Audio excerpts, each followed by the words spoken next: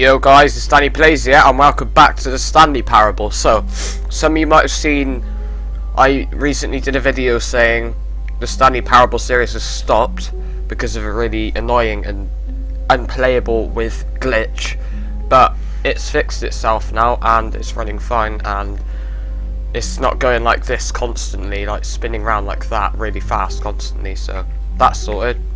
Now we're just gonna carry on with the series. So for any of you who got worried, then sorry.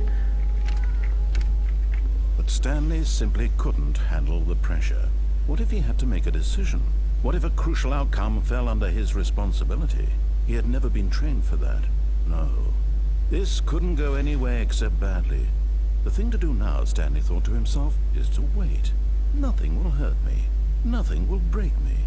In here I can be happy forever. I will be happy. Stanley waited. Hours passed, then days. Had years gone by? He no longer had the ability to tell. But the one thing he knew for sure, beyond any doubt, was that if he waited long enough, the answers would come. Eventually, someday, they would arrive. Soon, very soon now, this will end. He will be spoken to. He will be told what to do. Now it's just a little bit closer. Now it's even closer. Here it comes. There you go. That's the little ending I found at the end of the last episode. I just closed the door for some reason. I can't remember why. I think I pressed E by accident. And yeah, that's an ending I found. All of his co-workers were gone. What could it mean? Stanley decided to go to the meeting room. Perhaps he had simply missed a memo.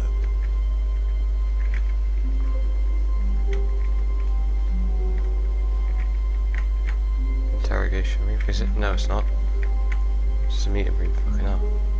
When Stanley came to a set of two open doors, he entered the door on his left.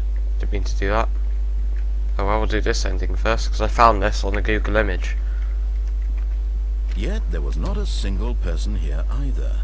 Feeling a wave of disbelief, Stanley decided to go up to his boss's office. Hoping he'd coming to a staircase, Stanley walked upstairs to his boss's office. Wait, can I go downstairs, actually?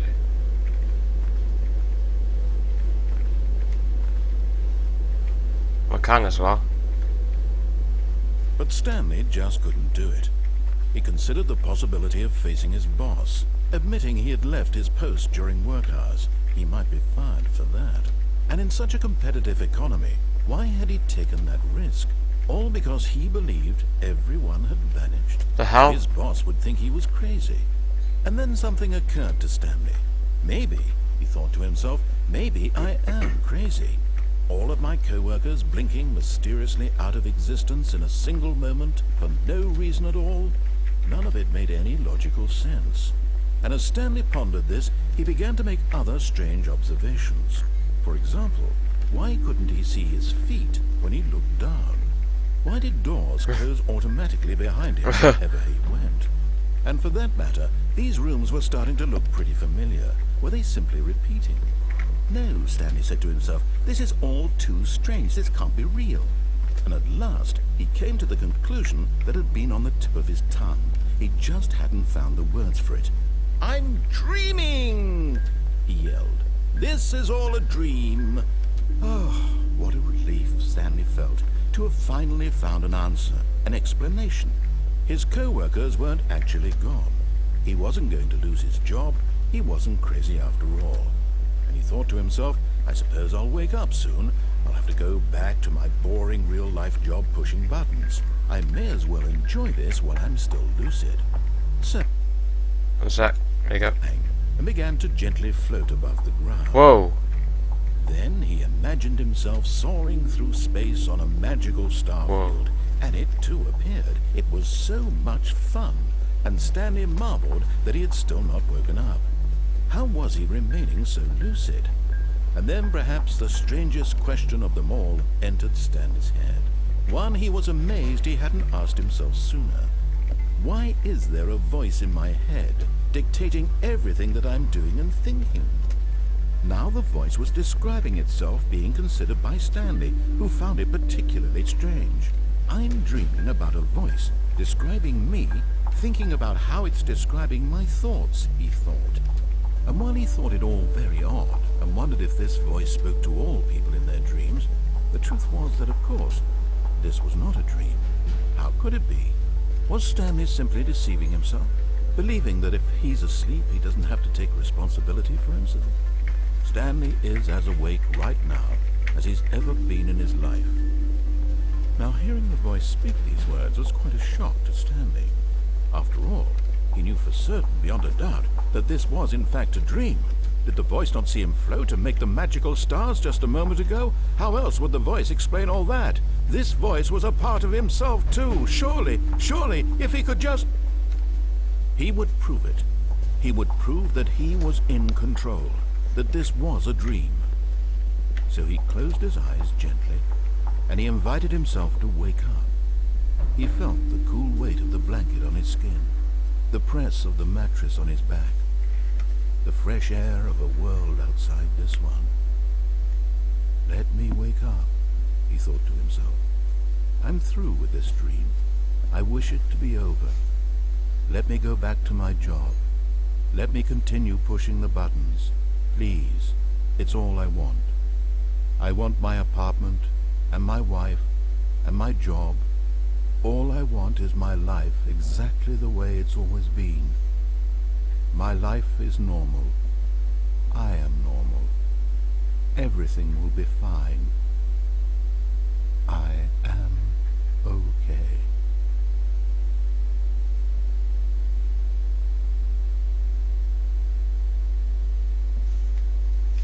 Stanley began screaming. Please, someone, wake me up. My name is Stanley. I have a boss. I have an office. I am real. Please, just someone tell me I am real. I must be real. I must be. Can anyone hear my voice? Who am I? Who am I? And everything went black. Crap. I was expecting a jump scare. Frickin' hell. This game's This is weird. the story of a woman named Mariella. Mariella woke up on a day like any other. She arose, got dressed, gathered her belongings, and walked to her place of work. But on this particular day, her walk was interrupted by the body of a man who had stumbled through town talking and screaming to himself. Stanley. Then collapsed dead on the sidewalk. And although she would soon turn to go call for an ambulance, for just a few brief moments, she considered the strange man. He was obviously crazy. This much she knew. Everyone knows what crazy people look like. And in that moment, she thought to herself how lucky she was to be normal. I am sane. I am in control of my mind. I know what is real and what isn't. It was comforting to think this, and in a certain way, seeing this man made her feel better. But then she remembered the meeting she had scheduled for that day. The very important people whose impressions of her would affect her career, and by extension, the rest of her life. She had no time for this, so it was only a moment that she stood there, staring down at the body. And then she turned and ran.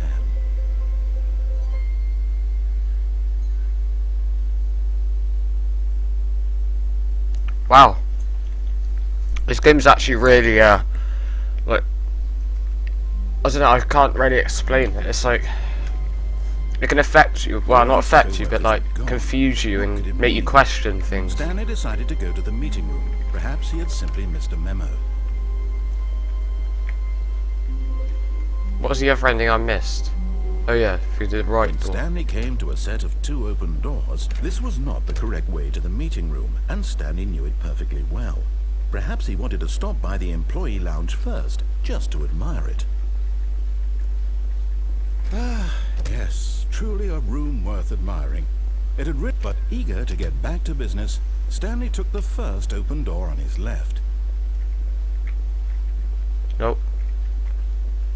Stanley was so bad at following directions, it's incredible he wasn't 5 years ago.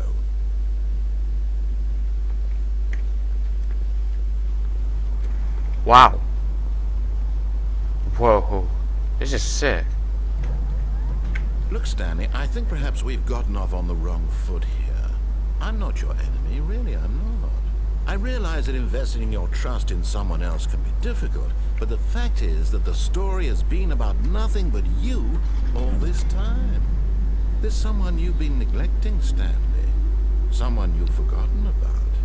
Please, stop trying to make every decision by yourself. Now, I'm not asking for me, I'm asking for her. This is it, Stanley. Your chance to redeem yourself.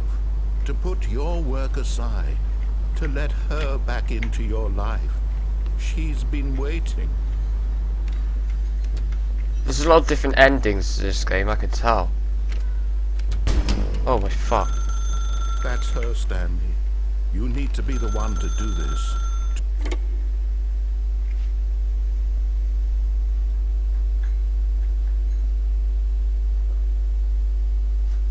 Oh, Stanley, is that you? Hold on, sweetie. Sorry to keep you waiting. I'm just pulling the bread out of the oven. All right. Okay, there we go.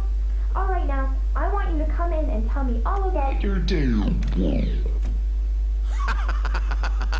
Gotcha. Oh, come on.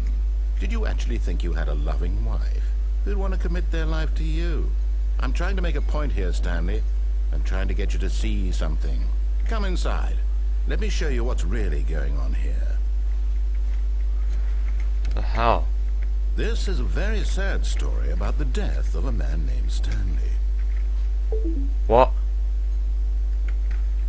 Stanley is quite a boring fellow. He has a job that demands nothing of him, and every button that he pushes is a reminder of the inconsequential nature of his existence. Look at him there, pushing buttons, doing exactly what he's told to do. Now he's pushing a button. Now he's eating lunch. Now he's going home. Now he's coming back to work. One might even feel sorry for him, except that he's chosen this life. But in his mind, in his mind he can go on fantastic adventures. From behind his desk, Stanley dreamed of wild expeditions into the unknown, fantastic discoveries of new lands. It was wonderful, and each day that he returned to work was a reminder that none of it would ever happen to him. And so he began to fantasize about his own job. First, he imagined that one day while at work, he stepped up from his desk to realize that all of his co-workers, his boss, everyone in the building had suddenly vanished off the face of the earth. The thought excited him terribly. So he went further. He imagined that he came to 2 open doors and that he could go through either. At last, choice. It barely even mattered what lay behind each door. The mere thought that his decisions would mean something was almost too wonderful to behold. As he wandered through this fantasy world, he began to fill it with many possible paths. How's happening to the floor? Down one path lay an enormous round room with monitors and mind controls. And down another was a yellow line that weaved in many directions. And down another was a game with a baby. And he called it the Stanley Parable. That's the name of the game. It was such a wonderful fantasy, and so in his head he relived it again, and then again, and again, over and over, wishing beyond hope that it would never end, that he might always feel this free. Surely there's an answer down some new path, mustn't there be? Perhaps if he played just one more time. But there is no answer. Whoa. How could there possibly be? In reality, all he's doing is pushing the same buttons he always has. Nothing has changed. The longer he spends here, the more invested he gets, the more he forgets which life is the real one. And I'm trying to tell him this, that in this world he can never be anything but an observer, that as long as he remains here, he's slowly killing himself. But he won't listen to me. He won't stop. Here, watch this. Stanley, the next time the screen asks you to push a button, do not do it. You see? Can he just not hear me? How can I tell him in a way that he'll understand that every second he remains here, he's electing to kill himself? How can I get him to see what I see? How can I make him look at himself? I suppose I can't. Not in the way I want him to. But I don't make the rules. I simply play to my intended purpose, the same as Stanley.